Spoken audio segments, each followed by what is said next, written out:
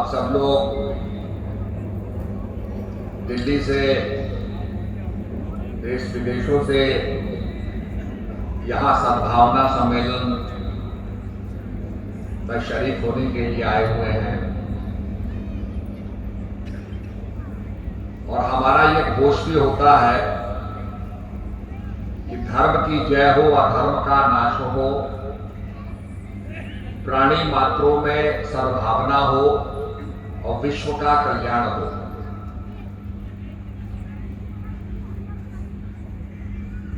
सब ये चाहते हैं कि समाज में सद्भावना हो, समाज एकता के साथ आगे बढ़े।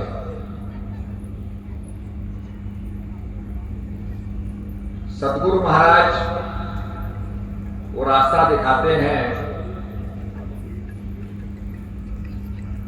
कितने भी दीपक जल जाएं,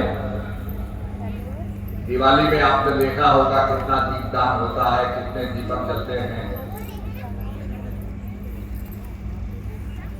परंतु एक सूर्य के निकलने से रात्रि का सारा समस्त अंधकार दूर हो जाता है। इसी प्रकार से सदगुरु जो रास्ता बताते हैं, उस रास्ते पर चलने से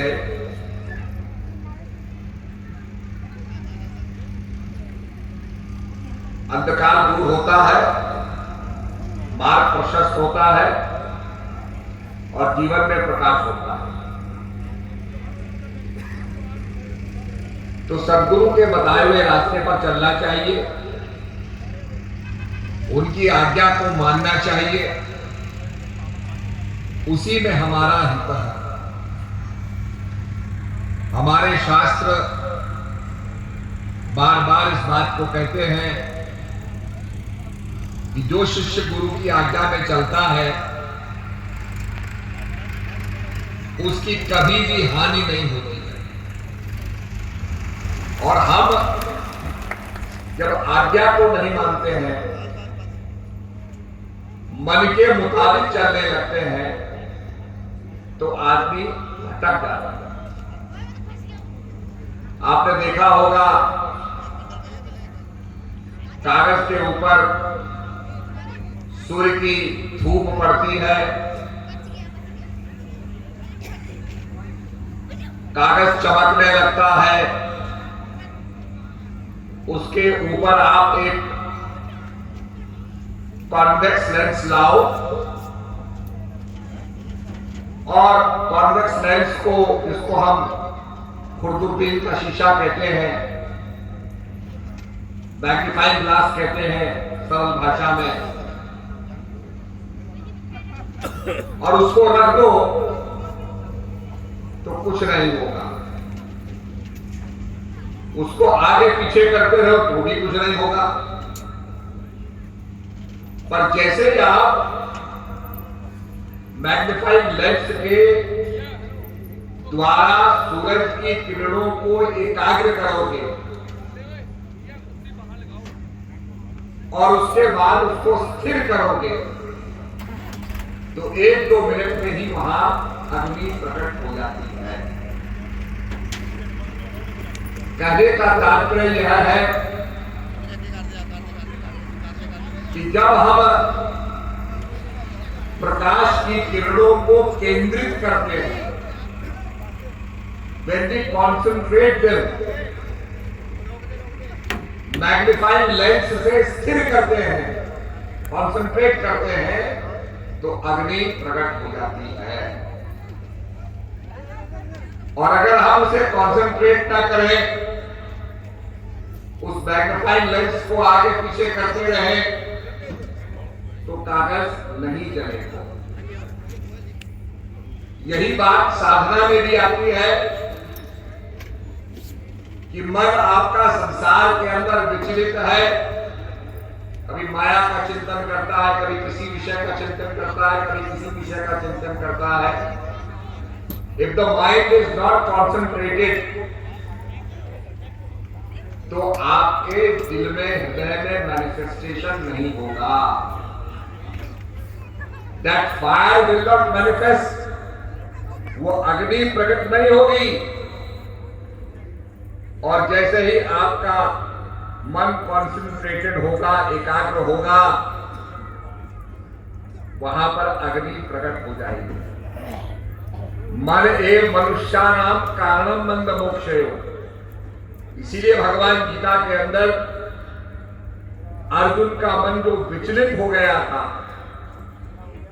it was vacillating to and fro, उसको कंसंट्रेट करने के लिए कहते हैं। भगवान के आगे अर्जुन अपनी व्यथा कहता है कि प्रभु, ये मन बड़ा चंचल है। थोड़ा आवाज तेज करो। तो मन बड़ा चंचल है और ये बड़ा सूक्ष्म है। फिर वो कंपैरिजन करता है कि धरती को बाणों से भेद करके जल निकालना, आपने देखा होगा आजकल बोरिंग होती है, कहीं कहीं वाटर लेवल ऊपर होने से अगर आप धरती को छेद भी करो तो पानी निकलने लगता है।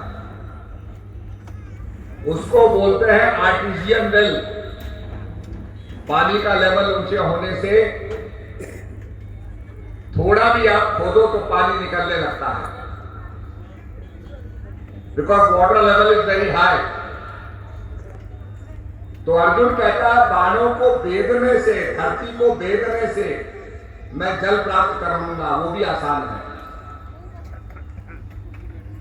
इस वायुमंडल का जो एटमॉस्फेयर है, इसको भी बांधा जा सकता है, कंटेन किया जा सकता है, पर ये मन असाध्य है, बड़ा चंचल है। तो उसकी बात को पुष्टि करते हुए भगवान कहते हैं कि निसंदेह ये मन बड़ा चंचल है, पर अभ्यास और वैराग्य से, अभ्यास किसका करें, ये सदगुरु महाराज बताते हैं। यही सदगुरु महाराज का रोल होता है कि अभ्यास किसका करें ये बताएं। गीता का स्वाध्याय करने वाले इस श्लोक को कई बार पढ़ लेंगे। अभ्यास और वैराग्य से मन एकाग्र होता है।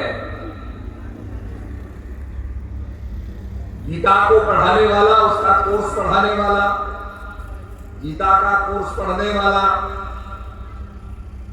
दोनों थीसिस करने वाले, पढ़ने वाले, ये तो पढ़ रहे हैं कि अभ्यास और वैराग्य से, पर किसका अभ्यास करें। जैसे एक टीचर कहता है, अपने विद्यार्थियों को बताता है कि भाई आप इसका अभ्यास करें, इस टेबल का अभ्यास करें, तो बच्चा उस टेबल को लिखता रहता है। तो कोई एंटिटी होती है जिसका अभ्यास किया जाए, पर अभ्यास किसका करना है इसका ज्ञान नहीं है तो अभ्यास हम नहीं करना पाएंगे। किसको रिपीट करना है, किसको दोहराना है। अभ्यास और वैराग्य, किस चीज का वैराग्य हो, किस चीज से हम रिनशिएट करें, वैराग्य करें, ये दो चीजें बड़ी महत्वपूर्ण हैं। और जो आप जिस क्षेत्र में है, पांडुवाला,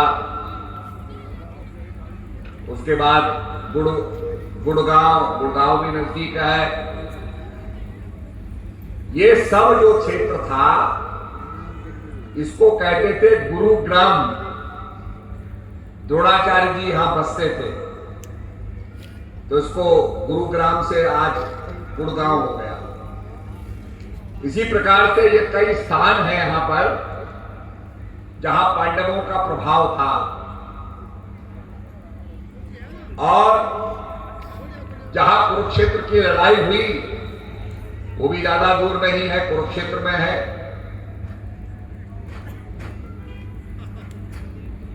तो उस लड़ाई के अंदर जब अर्जुन डिस्पॉन्डेंट हो जाता है, कायरता को प्राप्त हो जाता है, तो भगवान के आगे विचलित होकर के बातें करता है, न लड़ने की बात करता है, ऐसे तर्क लाता है, ढूंढता है कि मुझे लड़ना ना पड़े, विधवा हो जाएगी, वर्णशंकर हो जाएगा। तब भगवान उसको समझाते हैं।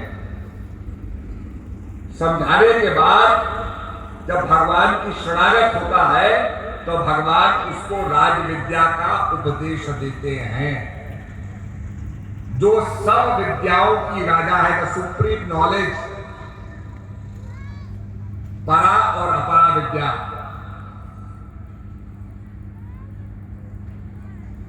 तो जो परा विद्या है उसका भगवान ज्ञान देते हैं और अर्जुन का संशय दूर करते हैं। अर्जुन को फिर रास्ता दिखाई देता है, मार्ग दिखाई देता है, और भगवान कहते हैं सब विद्याएं तो है, पर सब विद्याओं के अंदर श्रेष्ठ सुप्रीम नॉलेज ये राज विद्या है, क्योंकि आत्मा की विद्या है। और विद्याएं संसार की विद्याएं हैं, मैटर के बारे में कंसर्न है, एनर्जी के बारे में कंसर्न है, एनर्जी के और जो कई उसके रूप है उनके बारे में ये विद्याएं बताती हैं। Electron, proton, neutron, neutrino, anti matter. पर जो ये स्पिरिचुअल नॉलेज है, परा विद्या, ये सबसे सुप्रीम है।